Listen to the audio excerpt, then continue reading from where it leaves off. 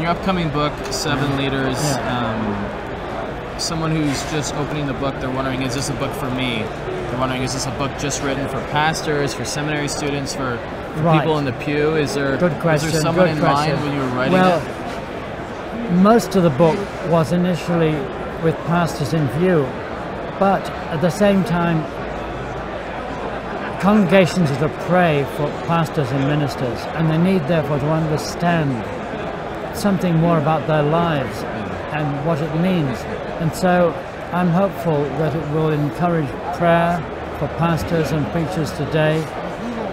I think it should be of general interest, but the primary purpose is to help younger men who are thinking of the ministry.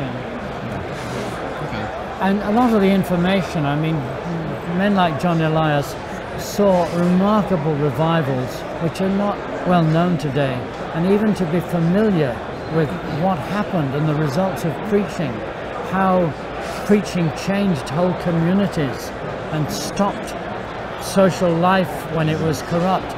Things like that are great to read about, and there's a fair amount of that in the book. Yes, yeah. Do you think that's sort of a neglected part of, obviously we can't manufacture revival, but we can be looking forward to it, praying that the Lord would bring it. Do you think that's something that today we don't think about as much in the ministry?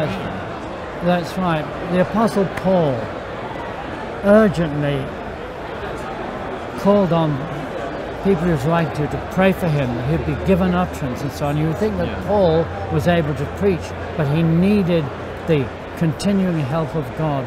And a revival is a time when God, in an exceptional way, anoints men with the Holy Spirit, and things happen which we find it hard to believe today.